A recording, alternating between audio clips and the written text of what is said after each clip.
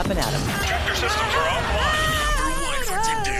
We are Beyond FM. Beyond FM. The future of broadcasting is here. Up+Adam with Adam Montiel. It's community content from Concentrate. It's Up+Adam with Adam Montiel. Some say life is where it begins.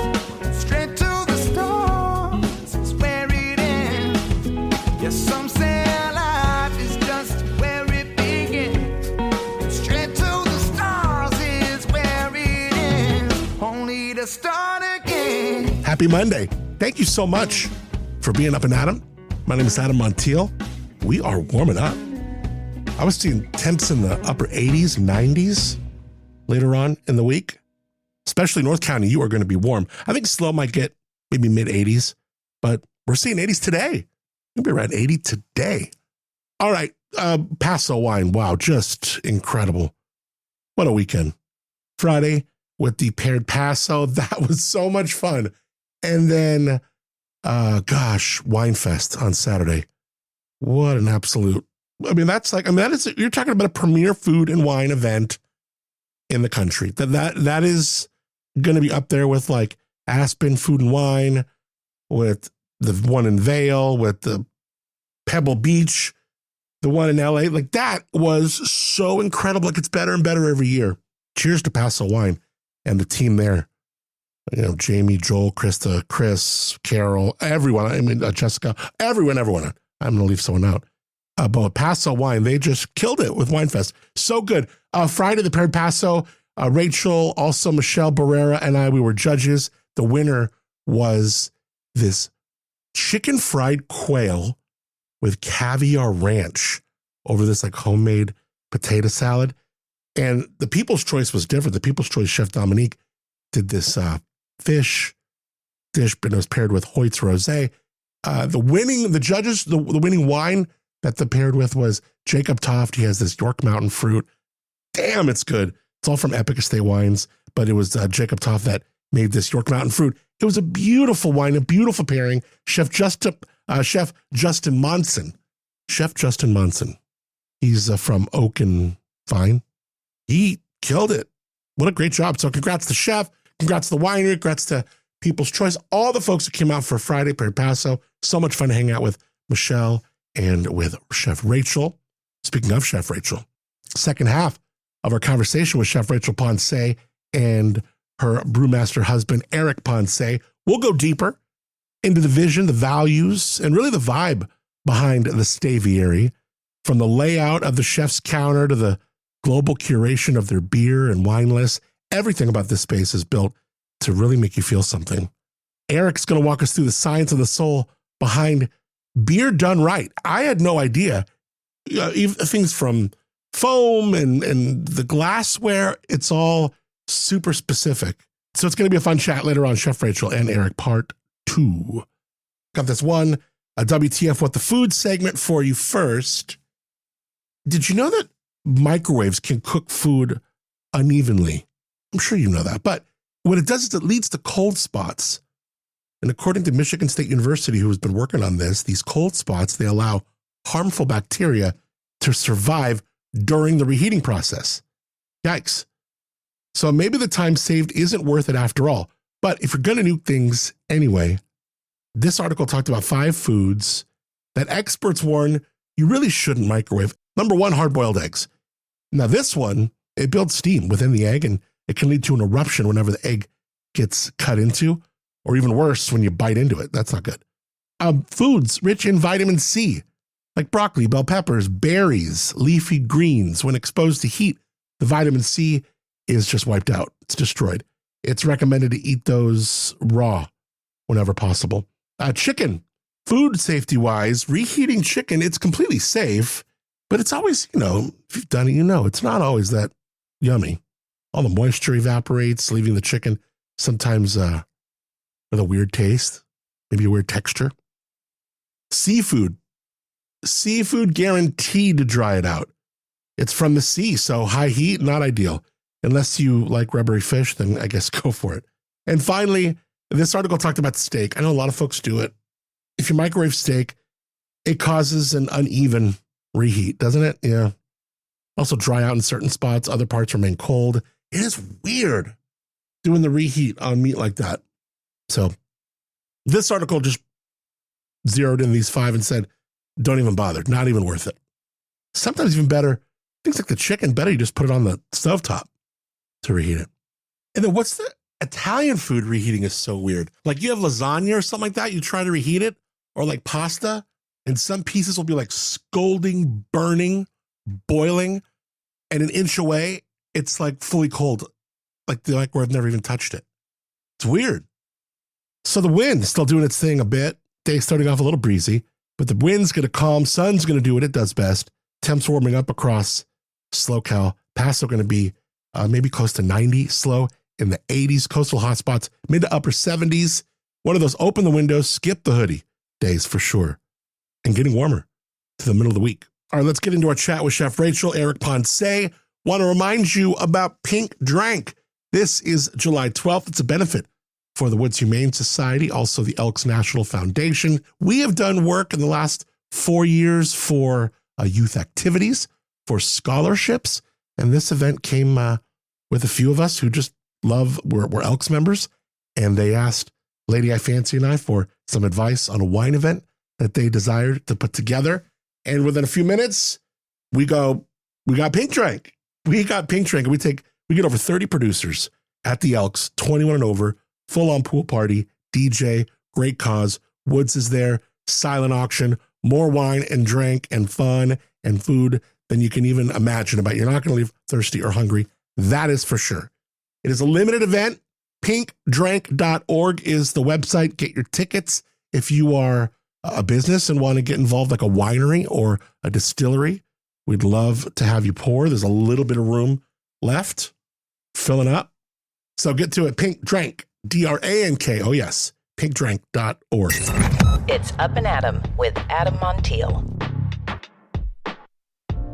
All right, back with part 2 of our sit down with the duo who are about to shake the bones of downtown Paso. Chef Rachel and Eric Ponce. If you caught part 1, you know this isn't just a restaurant story. It's layered, and it's got a name, the Staviary, a name that you'll never forget. Today we're going to get into the stuff that really lights them up, the beer program, the chef's counter, the pairings, and why every detail of this place is designed to make you feel something. Let's jump back in. Let's talk about kind of the different things we want to do on the fine dining end. People are going to come on, a Thursday, Friday, Saturday night? Yeah, so we'll be open Wednesday through Saturday. We are going to do fine dining in the evening. We have a chef's counter, so you'll be able to sit right in front of me. Again, I love that interaction and talking to people and just like seeing them eat my food. I like live for that. What's the best compliment somebody can give your food in the moment? When they don't say anything and I see that like fallback moment or like a little wiggle. Yeah, wiggle. Yeah. Wiggles happen. Oh, yeah. I remember when Audrey first pointed out my wiggle, like a chair wiggle. Oh, yeah. Yeah. He knows if I eat something and I do my wiggle, he's like, oh, she's excited. Yeah. So, yeah. No, I think like that just like, and that's why I like to watch people and see what they're doing. But 7 seats right at the chef's counter, and then it opens up to the bar and restaurant area. So we're small. You're going to see everything going on. 7-course prefix if you sit at the chef's counter. Dinner menu, we will have an a la carte option, or you can also get the prefix option in the restaurant area or the bar area. So you would come at your own time? Like I might come at 7:30, I might come at 8. So you don't have to do a reservation, but because of the size of us, it's recommended. You're going to want it, yeah. Yeah, so hopefully two turnarounds with that. Lunch will be definitely more casual. I think you're going to see some fun fusion foods happening, Eastern European meets like fun pairing flavors and ideas. But that will be more casual to come in. And I love seeing casual food done super well. You know what I love? When Bell's does their egg salad. Yeah. Egg salad sandwich. It's just like we were going to go this week actually, but we got busy. Big chunky egg whites and it just tastes so good. It's just if you do and the bread food is well, bomb. that's what I'm saying. If they're making their bread, they're putting out all real ingredients, local and delicious food. And is there a fun, super easy recipe that you would just love to kind of like the way Bell's does their egg salad, just like kill it, like a tuna salad sandwich or this or that? I don't know. Maybe grilled cheese. I don't know. Oh no. Maybe if it might look easy, but What? like if the food might look or be easy, but it might not. Like I don't know. I tend to push myself to my limits. Like I always want to strive for something else and something else. So I don't have the menu down. Like I said, I have so many. Well, last time you were in here, you made me beep it out, but we told about a dish that you were doing that was like a lick the plate dish. Okay, so something like that where it's a familiar flavor, but I Yeah. take it in a different direction. Totally. But it gives that nostalgic like memories and all that fun So stuff. we talk about this, and then I show up to your dinner, and literally it's just like this powder stuck to a plate, a little crostini, and I'm like, well, so this is what it looks like, and you don't know what to picture or what to picture, and then you kind of see it. Okay, eat it, lick the plate, and then you like get all the flavors. I'm like, oh my gosh, she totally did it. Like it literally was like in your incredible. mouth. I know. It was Incredible. like, oh, how did you do that? You made a grilled cheese sandwich happen in my chewed mouth. And that's what I mean is like something That was simple where wild. people are like, oh, that's simple. But what it took to, because I had to stew the fruit or the tomatoes and then dehydrate it and then played a lot with that cheese. Does she? I mean, Lots obviously, of- I've seen her bring. Didn't you make a video where you're like walking out, taste this honey, and you're like in a robe, just like Oh, chilling? yeah, dude. So you must be getting all kinds of the testers. Oh, I mean, all throughout the day, I gotta wait till when can I brush my teeth because I there's was so just many going to times. say that. Sometimes Yeah. he brushes his teeth. I'm like, why did you just brush your teeth? She's always following me around the house with a spoon, like constantly. Taste this, taste this. Like she never shuts off. How much can you bounce things off the kids? Not yet. Oh, they're Even a little bit. Just Yeah, try it, and like a lot. Renan, Really? Yeah. he will try everything. Wow. Graylin, like she knows That's tough her for stuff. kids. He's Like, does he like mushrooms? it depends if it's like blended up, like Yeah. the Duxelle, like he'll eat that. But yesterday he was homesick. We literally watched food shows, travel shows all day long, and he was so into it. And then his one response, he was like, "That plate is so beautiful," and I was like, "Oh my You're god!" mine. Yeah, I was like, "Wow." So the kids love to taste. Anytime Yeah. they see Rachel on our desk or whatever, and with all the spices and herbs, or glassware spoons, they walk in from school. They see her. They have their own spoon, and they go, "What are we tasting today, Mom?" Oh, that's so cute. So constant. Okay, so much of Paso's energy right now is coming from like, I don't know, I kind of think like it's contrast. And I was thinking like you have the small town soul, but like this global palette and kind of like this real global energy that's like surrounding it right now. How are you guys going to kind of walk that line of honoring that tradition, that Paso tradition, while still throwing curveballs, surprising people, right? I'm from Chicago. Yeah. That doesn't say it. Like, of course, supporting them because, like, the farmers, like the people here, growing the grapes, growing the produce, you know, making the wine, all that, and supporting them, supporting local. But it's always going to have that big city twist with, like, even the vibe when you see the restaurant. Our architect nailed it. Really? Like, I think he was worried. We were Zoom calling, and he finally like did the 3D model.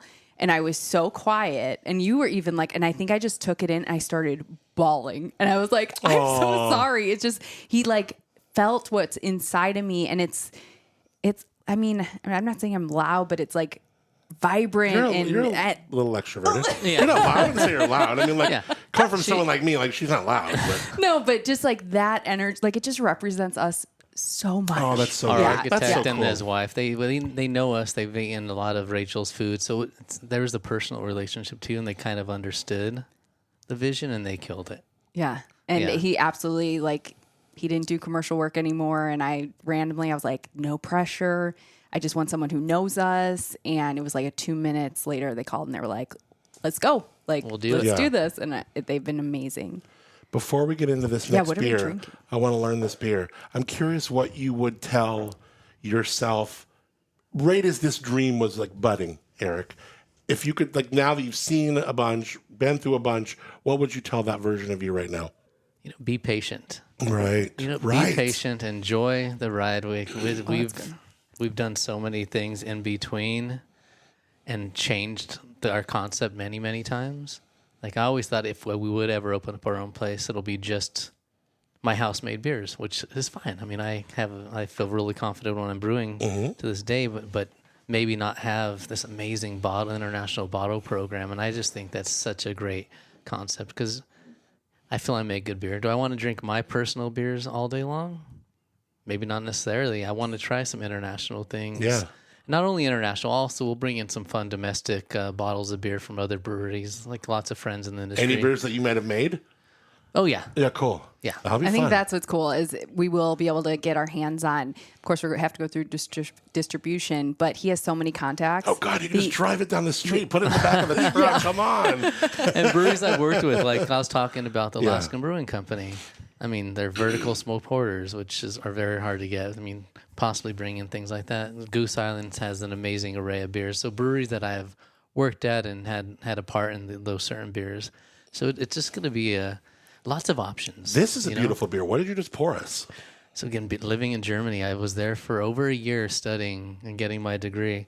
And at the time, you drink these styles of beers: Hefeweizen, wheat beers, Dunkels, Pilsners, Radlers, and they're amazing beers. But after a year, you kind of want something else. After I was going to graduate, I knew I was going to go to Belgium. So I'm like, I can't wait till I graduate to go taste something else. And then after I graduated, left Belgium, I was gone for maybe a month, and then I just started craving German beers again. I'm like, oh man, what I would kill for a Dunkel or Hefeweizen right now.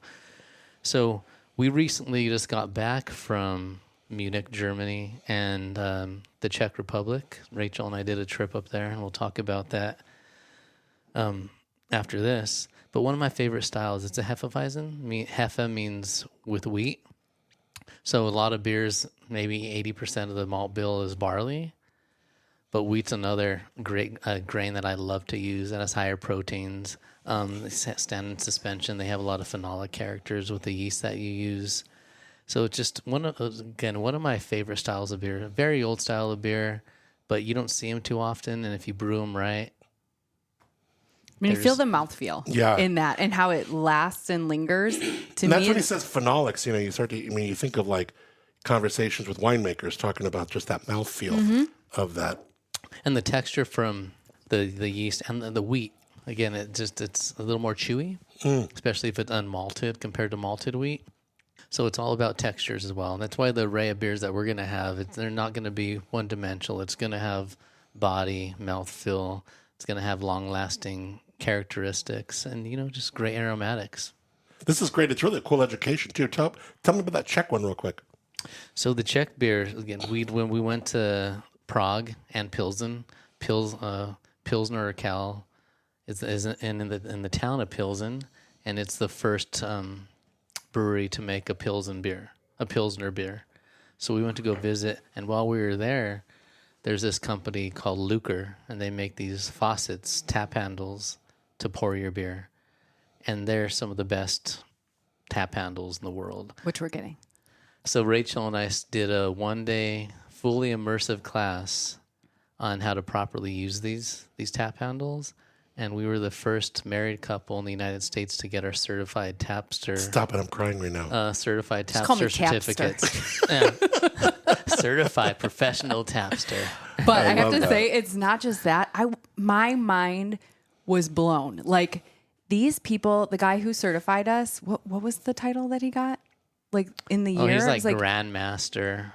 We walked to a bar afterwards, and he was like, let me take you out for a beer. He was like signing autographs. Wow. And I was like, wait, what? So where they're looked at, so he pours these professionally. Like, they have competitions, like how much foam and... Tap that gas. And what do you do? literally. Do you tip it? Like, what are we supposed to do? What's good about these faucets, it's the way the diagonal of the glass you're using. Yeah. I'm judging you right now. But it's also... Most 99% of faucets, you got to fully open. 100% are closed. People don't know that. Yeah. Yeah, with these faucets, you control how much you open the spout to how much beer to foam head retention you want. Oh, damn. So it creates you can pour this. So you can create the foam at the end. You can pour the same style of beer, the same exact beer, and it can taste 3 different ways. Wow. It's drastic. Wow. Yeah. So you open it up full, it's just all liquid, and then what, you kind of go half or 30%, and that's when you start getting the air that makes the foam? I don't know. It is, and it's they have 4 distinct different pouring methods. I mean, there's one called the Milko pour, which we're gonna have. This is crazy. And it's 95% foam. Who wants that? I do. Why? I thought the same thing. I was like, ew, this is going to be all foam. I wait Yeah. for that to come down. It was refreshing. He said a lot of bikers will like be biking these trails Pedal and they'll bikes. There's a stop. lot of biking Yeah. in this area. They'll stop at the bar and they'll get one. They slam it. It's refreshing. They feel good. And then they keep on I their way. love It's really this, creamy. I mean, it's not. It's not the foam you get when you pour it out of a bottle. Right. It's totally different. And another thing that a lot of we've all in the U.S. you've always grown accustomed to when you get a glass of beer that you really don't want any foam. If you have any foam, a lot Right. of people think they're getting gypped and they Yeah, want of the beer. course. They go, no, that's why they pour it out. And they do the tap where it's like pouring off the side. Exactly. And then, like it's a Coke. And anywhere in the You United did that a lot though. When anywhere in the the class. United States, yeah, she was a little better at me at first, you know. But anywhere in Europe that you go, it's if you don't have at least like you put your fingers up, like 2 to 3 fingers of header like foam on top, then they'll send it back there. We And need you just that have to have a foam. glass big enough for it. Yeah. Right? You need the foam. I mean, Yeah. that shows the brew. That's how the brewer designed the beer. Wow. Foam shows good quality on the recipe, the grains that you're using, fermentation. Make sure the glass is clean. That's a huge important aspect of it. If you're pouring beer in a dirty glass, you can tell because the foam it eats the foam up. Exactly. So Now I noticed it. I'm like, oh God. Because even when we went to man. the bar Would after you the say something? class, well, the guy didn't. When we went to the bar afterwards, and I was like, wait, you just taught me like that. He goes, yeah, it's a dirty glass. And I was like, he's like, Yeah, So we're I was like, in yeah. Rome, right? Let's go for it. Yeah. Yeah. But would you, if you were at a place, let's say you're at a nice bar in San Francisco, I don't know, a nice brewery place, and you see that, would you speak up or just like, it's just this one? I probably would. I mean, it depends on the space and how they would that would receive be like it. me asking for salt. Like I'm Would not. you wouldn't do that, huh? No. Even if you wanted your meal to be better? No. Yeah. I don't. That's a hard one. If it was like a Is friend asking brewery. for ketchup bad? Oh, throw up.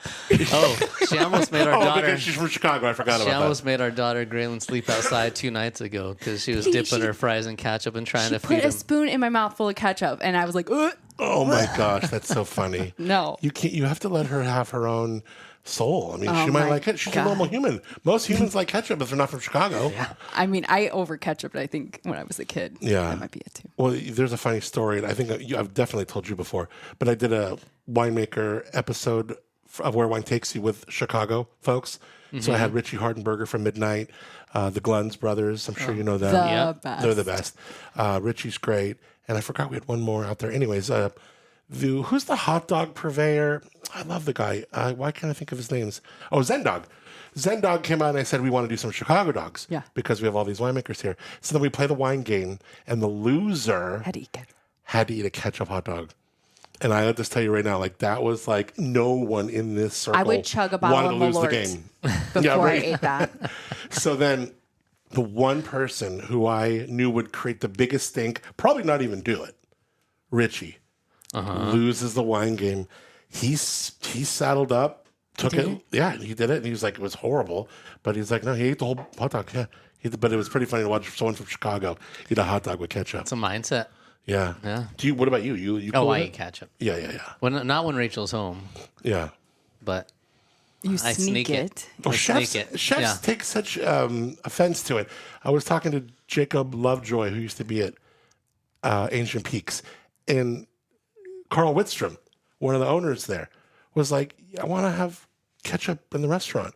And he's like, no, we're not putting, with all due respect, because, he's like, respectful. He's like, no, we're not having ketchup in our restaurant. And he's like, people like ketchup. So then it was just like, have a ketchup on side when Carl's here. Yeah. And then he can have ketchup. And now they have ketchup because Carl's like, no, people want ketchup. I don't know. Love everyone there, but when I was helping out via San Juliet for a little bit, Yeah. they were going through some transitions, and I put truffle fries. And every time I go in to check on things, they'd have a huge ketchup. I'm like, what is this doing in here? People ask for it. I was like, well, tell them it's not available. But I was never in there. And I come in, I was like, what the hell, you guys? And still, they're like, oh, I get it. Yeah. So That's being so good. focused on the pairing, everything we do, Wine we and know, ketchup? We know that it's the pairing has to be there, and it's sauces. That's going to stick to your palate, and it might ruin the wine or beer a bit. So it all depends on the. I get it. It's fine.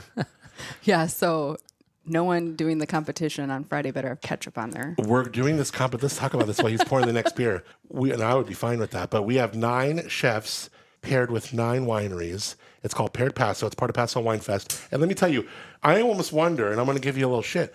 Did you become a judge just because probably so many people asked you to cook for them and you didn't want to say yes to anyone? So 100. honored. That's it. I That's had it. and I love everyone who asked, and it ended up being 12 wineries asked me, and I was There's like, only 9 participating. How did 12 ask you? well, some of them I'm not telling who they okay. are. Okay, fine. But some of them that asked are not in it too. Oh, wow. And Like, so if we can't I- have Rachel, we're not doing it. So, No, I think it was like I waited to see. I'm like, well, maybe I'll be a judge. Yeah. And then Joel was like, let's do it. And I was Yeah. like, okay. Because I couldn't pick. Like that'd be tough, I huh? can't. Not that, I mean, these chefs that are doing this are going to kill it and be amazing. gonna be But it was fun. more of like, I can't pick a favorite. Are people going to think I'm picking a favorite? Yeah. Or Yeah. like the first one? She wasn't I don't sleeping know. during I felt those couple bad. days. I felt honored. Don't feel bad. We're going to have so much fun. What did I do? I was playing around on AI, and I thought I would have more luck with this, but I tried to make a Staviary song for you guys. No, don't even, because it doesn't even turn out that good. But we'll listen to it. We have headphones, so we'll see what we got AI to put together for us, okay? All right. Let's see. I think was this the good one? Let's see. Met Rachel in Chi-Town. Oh, yeah. This one's good. She said, try this Merlot. I said, all right. Done. Everything's brewing. That's all I needed in my From life. scratch. Didn't take too long to see we were a match. Packed up and bounced, made Paso our home. Now we serve heat and the food and the foam. Oh, The kitchen. I got the goosebumps on this one. We built the Staviary. Every day at Just for me 2, and we're you. going to play this. Yeah, it's, Oh, I love that. I love it. It's like the last hour gets before me people hyped. have to leave. right? Hey, you were the first folks to come on for Pink Drink. I'm excited. July 12th. We're kind of getting That's all an that out amazing there. event. That's a fun event. What do Oh, you like we about that love event? it. Everything about it. Yeah. I mean, the location, the people that are pouring, you and Audrey walking around, the pool. The outfits. It's just the vibe. it's that summer vibe that just gets you excited. The music. I mean, it's the whole thing. It's We just had well so put much together. fun when we did it. And it's just a excited. blast. I mean, you can't help but have a smile while you're there. The you know? first time that you guys were involved, you did. This was the first, pretty much it was like rolling the curtain back on cellar fermentation. Mm-hmm. And you did a pink saison for the event. I think that might have been the first time we Poured anything. poured yeah. cellar fermentation beer. What an honor. That's Well, so cool. now again, because you'll have your own stuff. Oh, that's right. Yeah. Are you going to do a saison? That's kind of summery and pooly, is it, or what? I got a Belgian wit that I did that I got a keg left that I'll end up pouring. It's one of my favorite styles, and I've been making that even since my Alaskan brewing days. When they let me brew on the small system and let me do whatever I want. I believe it was a Belgian wit, which again is a wheat beer. I love wheat. Going back to the German Weiss beer that we're having right now. This is good. But Talk about this one. The Belgian wheat has fresh coriander. I just love the aromatics of that, and bitter orange peel, Yes. and I add a little sweet orange peel in that, and it's just refreshing. Low alcohol, 5.5%. So I think that'll be a good one for the pink drink. It's so much Yeah. fun. I'm excited. What's this beer? It's a big ass bottle. And the next one we're pouring. You have to tell the Chimay story. Oh, I wasn't supposed to say what it was. So there's they're called Trappist breweries, Yeah. and they've been around since I can't even give you the 1050. And it's the monastery monks that actually brew the beer. Which he has gone with the monks. And So there might be more now. When I don't know, 13, 14 years ago when I was in Belgium, maybe for the first time, I went to go visit at the time 7 Trappist breweries. I think 5 were in Belgium, 2 were in the Netherlands. And I just made the homage and rented a car and visited all of them. Wow. And the monks used to make the beer 100%. Nowadays, they still supervise, but they might have other people brewing it, but it's still within the walls of the monastery. Sure. So it's phenomenal. And again, the same recipe has been being brewed for hundreds of years. Some of my favorite styles of beer, the Trappist beers, and they usually have 3 or 4 different varieties to choose from. The one that we're drinking now, it's dark, as we can see. So some roasted malts, give it a little bit of roasted character. They're usually slightly higher in alcohol. I think this one's about 9.5%. But another thing about Belgium and German beers, as you're tasting it, the mouthfeel and the texture, it's just the recipes are put together so well. Yeah, it doesn't sit too heavy. It doesn't sit heavy. When you look at it and you see a darker beer, a lot of people have that conception that it's going to be very like over bitter or just too dark, but it's still light in body. Or But it's it going to still has sit in me like carbonation. food. You know, I don't want beer to sit in me like food. I feel like a lot of the beers I pick are probably because of that. Well, and I think too, with when we do open and have this prefix menu, you're not getting a whole pint, you know? So I can't sit there and have like 2 pints of beer and have all these courses, you know? Right. You're sipping it, you're experiencing the pairing, and then we're moving on to the next one. Yeah. Yeah, that's a key. If you're there like for lunch and stuff and you want a full glass, definitely. But for the pairings, it's going to be paired perfectly with the amount of food that you have. And are we going to do these out of bottles? I mean, like, so if one person does a taste, you're going to open that. Oh, it looks like almost like a 750. You know, I mean, how are you going to do it?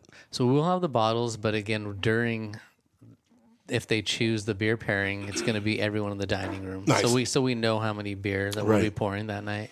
But we are going to bring in some kegs of some things as well. Fun. So what's the last one? Is this? I think I might even be familiar with this one. So this one it's specifically in Germany.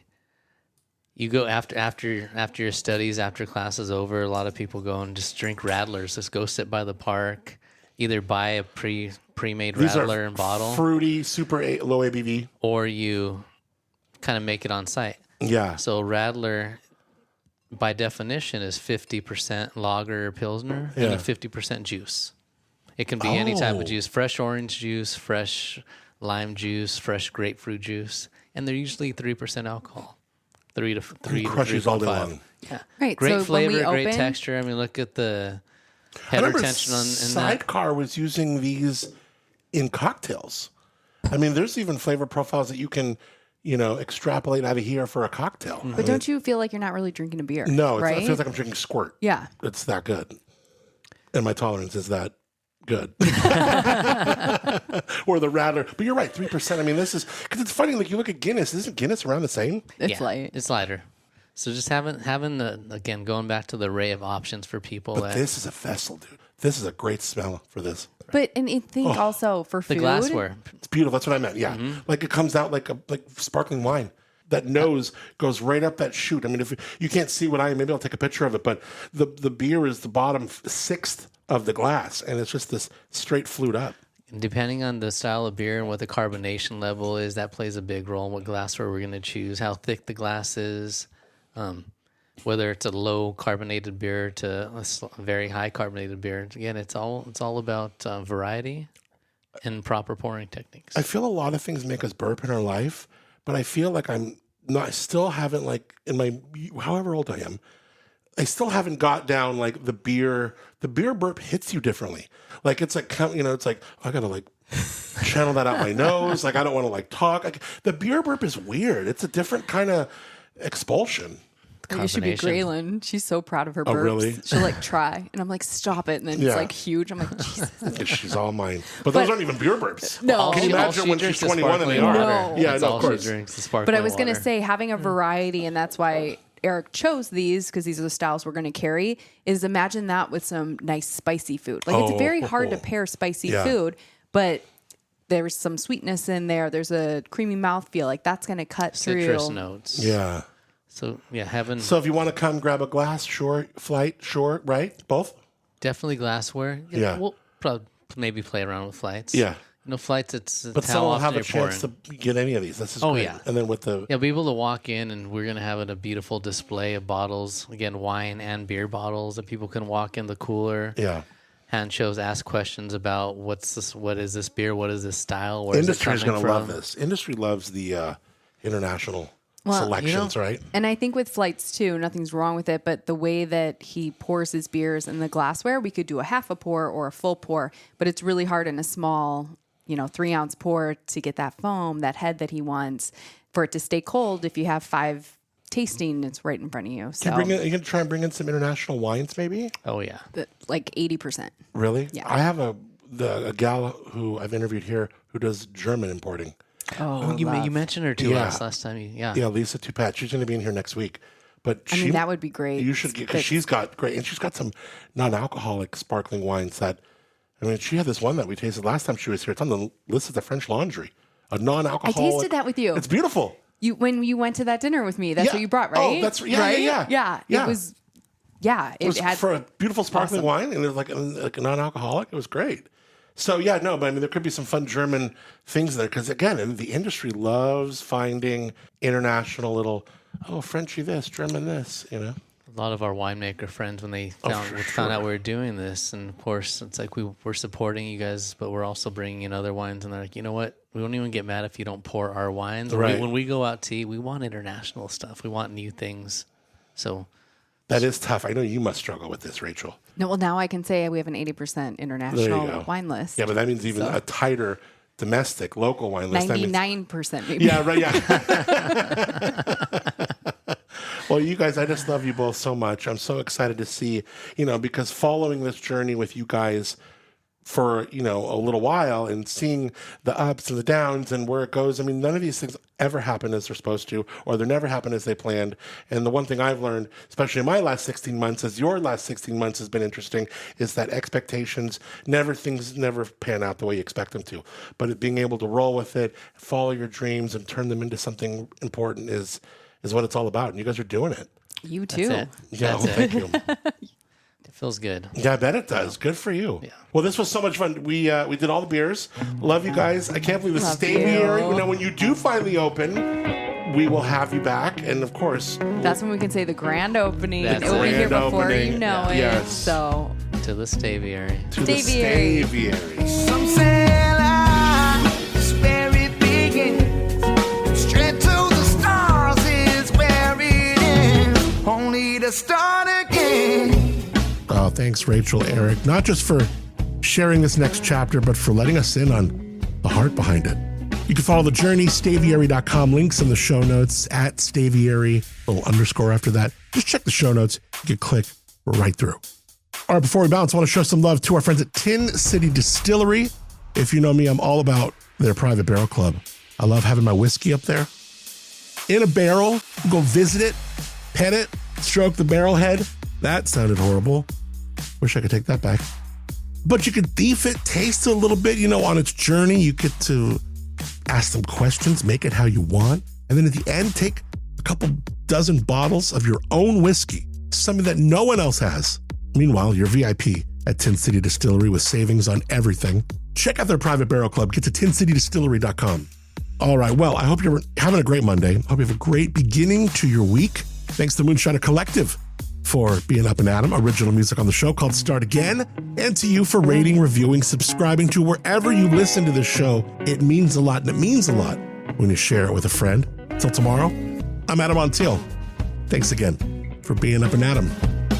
Some say life is where it begins. Straight to the stars is where it ends. Only to start again. Let's start again.